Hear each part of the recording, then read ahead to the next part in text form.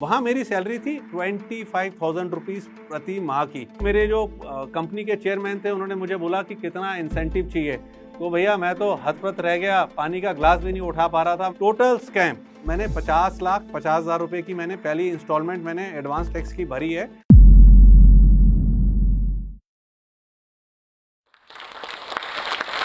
देखिए दोस्तों, अगर आपको अपना जीवन बदलना है, या तो फिर आप आईएएस हो या फिर आईपीएस हो या फिर आप काफ़ी गुड लुकिंग हो, काफ़ी स्मार्ट हो और आप बॉलीवुड चले जाओ और वहाँ पे चमक जाओ, और जो कि काफ़ी मुश्किल है क्योंकि जितने भी लोग स्ट्रगल कर रहे होते हैं बॉलीवुड पर, वो नेपोटिज्म के ना एलिगेशंस लगाते हैं। तो रह दे के मतलब कि मिडिल क्लास के लिए अपने जीवन को बदलने के लिए एक ही चीज़ बचती है, वो है शेयर बाज़ार। और मैं यहाँ आज आया हूँ अपनी कहानी से आपको मोटिवेट करने की शेयर बाज़ार में पैसा बनता है। ये खोने की नहीं, पाने की चीज है और यहाँ से आप अपना जीवन बदल सकते हैं।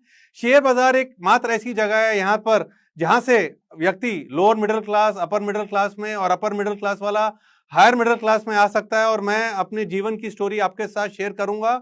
मैं एक नॉर्मल मिडिल क्लास फैमिली का हूँ। दिल्ली में मेरा जन्म हुआ। 1996 में मेरा बी फार्मा कंप्लीट हुआ। उसके बाद मैंने एमबीए में एडमिशन लिया और एमबीए में एडमिशन लेने के बाद मेरे को जॉब नहीं मिली। मेरे को मतलब कि बड़ी जो अच्छी लिस्टेड कंपनीज हैं उन्होंने मुझे रिजेक्ट करा और अल्टीमेटली मेरे को एक लोकल मतलब कि लोकल दिल्ली बेस्ड कंपनी में मैंने जॉब करी। 5,000 रुपए प्रति माह की सैलरी थी और मैं अल्ट्रासाउंड की मशीनें बेचता था। 1998 में मेरा एमबीए खत्म हुआ और अल्ट्रासाउंड की मशीनें बेचनी शुरू करी। मशीनें थी एक चाइनीज कंपनी की और हर एक दोस्त को मैं बोलता था भैया मैं एक चाइनीज एमएनसी में काम कर रहा हूँ।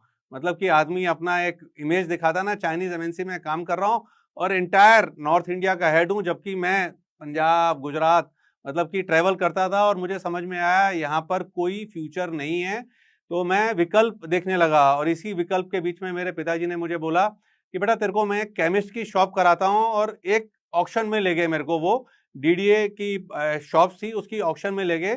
उनका बजट 1.5 से 2.25 लाख रुपए का था। और अचंभे की बात यह है, वो जिस शॉप के लिए हम गए थे वो शॉप का ऑक्शन 20 लाख से ऊपर का गया। तो एवरीथिंग वॉज बियॉन्ड रीच। दूसरे विकल्प भी देखे तो एक ही चीज समझ में आई कि कम पैसे में एक ही काम होता है, शेयर मार्केट में निवेश और ट्रेडिंग। और 1998 में मैंने जॉब करी। 1999 में मैं बन गया ट्रेडर कम इन्वेस्टर। और मैंने जो पहला स्टॉक निवेश के लिए चूज करा वो था निवेली लिग्नाइट। उस समय सिर्फ बीएससी पे लिस्टेड था। काफी लोग अब निवेली लिग्नाइट को जानते नहीं होंगे क्योंकि इसका नाम बदल चुका है। आज का नाम इसका एनएलसी इंडिया है। तो इसको 8 साढ़े 8 रुपए के अराउंड मैंने स्पॉट करा, रिसर्च करी और ये समझ में आया ये स्टॉक 100 रुपीज हो जाएगा गोइंग हेड, एनएससी पे भी लिस्टिंग होगी, अच्छी कंपनी है। तो जो 1.5 पौने 2 लाख रुपए का बजट था उसमें से 10,000 शेयर इसके लेके रखे हमने, और साथ में मैं ट्रेडिंग कर ही रहा था। और चलते चलते क्या हुआ, सितंबर 11 के अटैक हुए। जब अटैक हुए तो मैंने स्टॉक्स बोरो कर रखे थे और शॉर्ट कर रखे थे, और मेरे को 5 लाख रुपए का मुनाफा हुआ। मुनाफा देख के तो भैया मैं भी मतलब कि थोड़ा सा पागल हो गया। मुझसे आधा पागल मेरा ब्रोकर हो गया। और मेरा जो ब्रोकर है उसने अपनी लग्जरी गाड़ी मेरे घर भेजी और मुझे बुलाया अपने ऑफिस में। कहता बंसल जी आप तो ग्रेट हो। तो मैं भी भैया जो बोलते हैं ना आज की डेट में सीना 56 इंच का हो गया, मेरा सीना 56 इंच का हो गया। तो मेरे से उन्होंने अपना पोर्टफोलियो दिखाया कि क्या करें, तो मैंने कहा बेचो। उनको इतना बेचने का ज्ञान दिया और मैंने भी अपना निवेली लिग्नाइट जो मैंने 8 साढ़े 8 रुपए के अराउंड लिया था, 12-13 रुपए के अराउंड अगले को बिकवाते बिकवाते खुद भी मैंने बेच दिया। और ये मेरे जीवन की पहली निवेश था और ये पहली मिस्टेक थी, क्योंकि भैया गलती करके ही समझ में आया कि ट्रेडिंग अलग है, निवेश अलग है। जैसे आज हम सबको बोलते हैं कि निफ्टी में सिप करो, सेंसेक्स 1980 में 100 का था, आज 60,000 का है। कंपाउंडिंग देखो 600 टाइम्स हुआ है। भाई बीच में अगर आप देखो तो 1984 में इंदिरा गांधी जी का असैसिनेशन हुआ, बाबरी मस्जिद हुआ, राजीव गांधी जी का असैसिनेशन हुआ, लेमन क्राइसिस आया, नोटबंदी आई, फिर सबका बाप कोविड आया। तो भैया जो निवेश है ना वो कठिन समय से निकलना पड़ता है। और एक कहावत भी है कि कठिन समय में, जिस तरीके से दोपहर के समय में शेडो जो होती है, परछाई कम हो जाती है, तो जब परछाई कम हो जाए तब घबराना नहीं चाहिए। ये मार्केट की लर्निंग है। और मैंने भी पैनिक में अपना निवेली लिग्नाइट बेचा। तो ये मेरी पहली मिस्टेक थी, ये तो गलती मैंने करी। दूसरी गलती मैंने क्या करी, जो प्रॉफिट कमाया था 5 लाख रुपए का, दोस्तों को लिया, टैक्सी बुक करी और दिल्ली से शिमला, मतलब कि एसी कार उस जमाने में बहुत बड़ी बात होती थी, आ गए और आए दोस्तों के साथ। तब पता चला भैया बाजार में ट्रेडिंग में भी रोज रोज पैसा नहीं बनता है। तो भैया चल रहा था, 2001 निकला, ट्रेडिंग चल रही थी, क्योंकि 2001 के बाद मार्केट में पैनिक आया था और कोई हम मतलब कि इतना विजनरी नहीं था कि मैं नीचे के भाव पर खरीदूं, इतना विजन नहीं था, ट्रेडिंग चल रही थी। और चलते चलते क्या हुआ, मेरे पिताजी ने मुझे बोला कि बेटा कुछ ना निवेश करो रियल एस्टेट के अंदर। और गुड़गांव के अंदर गोल्फ कोर्स के सामने एक सोसाइटी थी, सरस्वती कुंज सोसाइटी, कोऑपरेटिव सोसाइटी थी, वहां पे जमीन सस्ती थी। तो वहां पर उन्होंने लगभग मेरे को 28 लाख रुपए में 700 गज जमीन, वो जमीन मुझे दिलाई, और पूरा का पूरा 14% पे लोन था, अनसिक्योर्ड लोन था। और टोटल स्कैम जी, सोसाइटी का ऑफिस था कश्मीरी गेट में, बाटा के शोरूम के साथ, मतलब कि बाटा का शोरूम कश्मीरी गेट में हर एक ने देखा होगा, उसके साथ एक गली जाती है जिसको चाबीगंज बोलते हैं। रात को वो ऑफिस खोलता था, रजिस्ट्री वो कर नहीं रहा था। टोटल स्कैम, मतलब कि स्कैम तो बाद में पता चला। 2002 में जमीन ली और खुश थे भैया, किश्तें भर रहे थे। और दिसंबर 2002 में जीवन में एक हसीन मोड़ आया और मैं 1 से 2 हुआ। जैसे बोलते हैं ना कि पत्नी अपना भाग्य लेके आती है, तो मेरी शादी हुई और पत्नी अपना भाग्य लेके आई, बट भाग्य से पहले कठिन समय चल रहा था। और 2004 में समझ में आया कि यहाँ टोटल स्कैम है, और सोसाइटी पे, सरस्वती कुंज सोसाइटी पे एडमिनिस्ट्रेटर बैठ गया। काफी पैनिक था मुझको, मतलब कि रात को नींद नहीं आती थी, दिन में नींद आती थी कि आसपास सब बैठे हुए हैं, मम्मी हैं, डैडी हैं, वाइफ बैठे हुए हैं, तो घबराहट थी काफी। तब मेरी वाइफ ने मुझे बोला, दिसंबर 2004 में उन्होंने बोला कि भैया ऐसे नहीं चलेगा, आप अपना हुनर ना बाहर दिखाओ। मतलब कि पैनिक में, प्रेशर के अंदर तो कोई भी व्यक्ति परफॉर्म नहीं कर सकता है। तो मुझे मोटिवेट करा कि मैं जॉब करूं। और मार्च 2005 में मैंने जॉब ज्वाइन करी, ब्रोकिंग फर्म को मैंने ज्वाइन करा, और वहां से मेरा जीवन बदला। और वहां खास बात क्या थी, जून 2005 में मैंने जेपी एसोसिएट्स को स्पॉट करा 32 रुपीज पर। और मतलब कि मेरे जो ब्रोकिंग फर्म के मालिक थे, उन्होंने, उनको मैंने 3 लाख शेयर उन्होंने खरीदे, 32 रुपीज पे खरीदे। मैंने पूरा टेक्निकल, पूरा फंडामेंटल रिसर्च उनके साथ शेयर करा, और इसी को हमने अक्टूबर या सितंबर वगैरह में 2007 के अंदर, 2 साल बाद 180 रुपए पे बेचा। 3 लाख शेयर्स थे, और मुझको इसमें इंसेंटिव मिला, 15 लाख रुपए का इंसेंटिव मिला। बड़ा खुश हुआ, पार्ट पेमेंट करी लोन की। बट जैसे होता है ना, बैक टू बैक चीजें हिट होती हैं। इमीडिएटली नवंबर 2007 में मैंने रिलायंस पेट्रोलियम पर 2007 में एक सेल कॉल दिया। और रिलायंस पेट्रोलियम पे सेल कॉल क्या दी कि स्टॉक पानी की तरह गिरा, एकदम पानी की तरह गिरा, अफसाना बना। Print media, electronic media, social media तो उस जमाने पे था नहीं, मतलब कि फ्रंट पेज की न्यूज बनी, और स्टॉक गिरता ही गया। और क्विक मनी होता है ना, क्विक मनी उसके अंदर आया। और यहां से मतलब कि मेरे को काफी मोटिवेशन मिला, सीना 56 इंच का भी हुआ, क्योंकि मेरे जो कंपनी के चेयरमैन थे, उन्होंने मुझे बोला कि कितना इंसेंटिव चाहिए। तो भैया मैं तो हतप्रत रह गया, पानी का ग्लास भी नहीं उठा पा रहा था। मैंने लड़खड़ाती, अपनी लड़खड़ाती हुई आवाज में बोला कि भैया मेरे ऊपर ये लोन है, पूरा लोन की रिपेमेंट प्लस इंटरेस्ट की रिपेमेंट कर दो। और उसके बाद मैं हो गया एकदम डेट फ्री। और जैसे ही मैं डेट फ्री हुआ, तो फिर हवा में उड़ना शुरू हुआ। और उसके बाद मैंने अपनी जॉब को चेंज करा, दूसरी मैं ब्रोकिंग फर्म में गया। वहां जाके मैंने देखा कि यार यहाँ तो सब बड़े बड़े लोग हैं, ज्ञान देते हैं, टीवी पे आते हैं।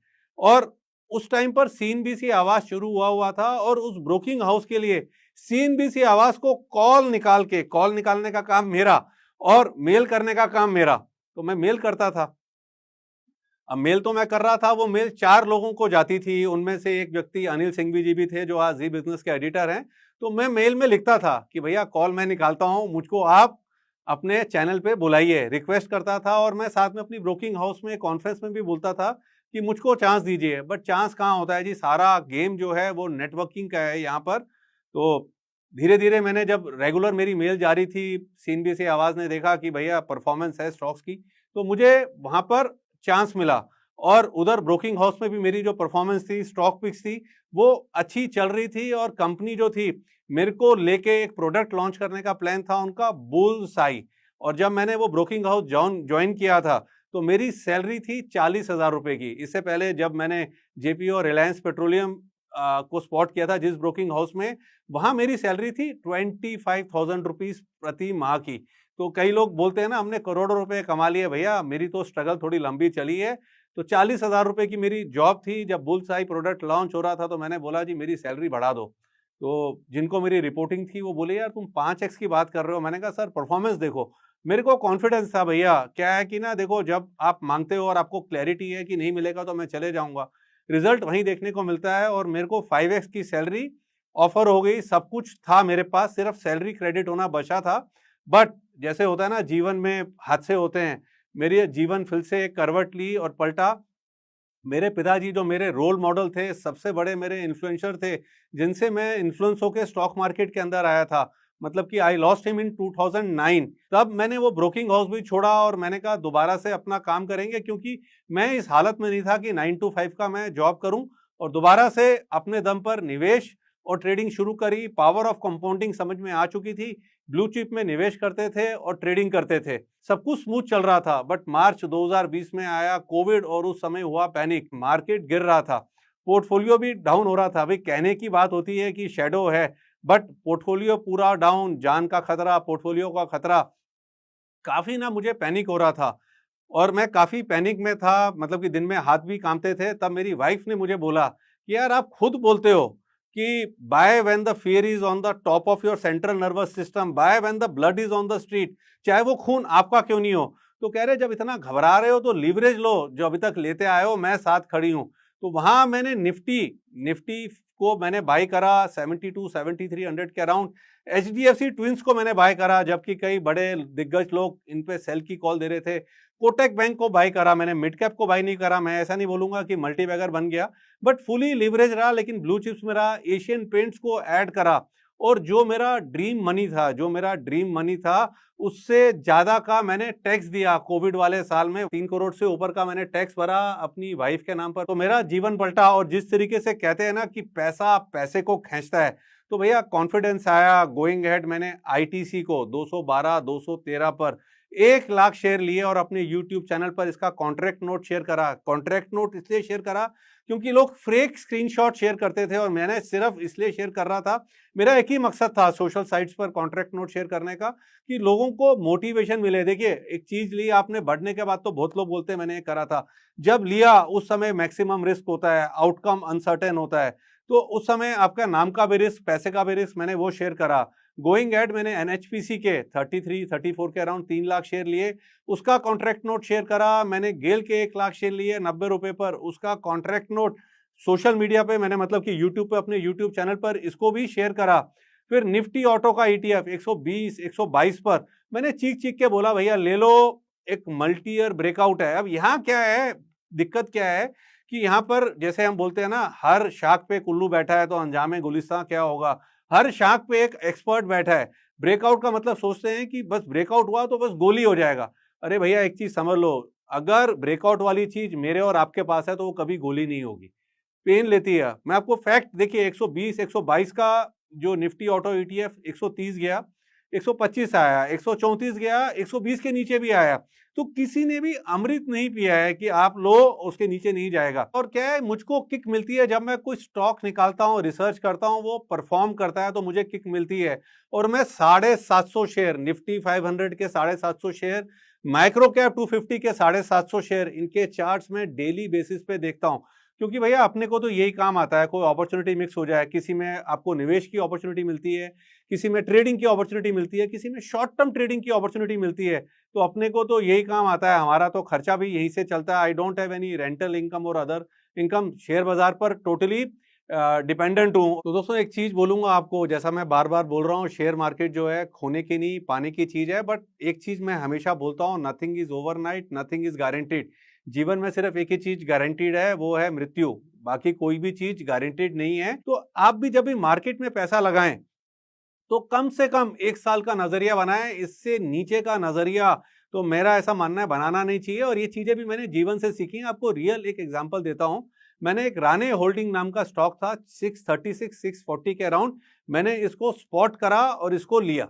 और उसके बाद मैंने अपने फैमिली मेंबर को बोला कि भैया तू भी खरीद ले, और प्रॉफिट तेरा लॉस मेरा। तो उन्होंने थोड़े कम शेयर लिए, और जैसे ही हमने स्टॉक लिया उसके बाद आया चाइनीज क्राइसिस और स्टॉक आ गया 550 560।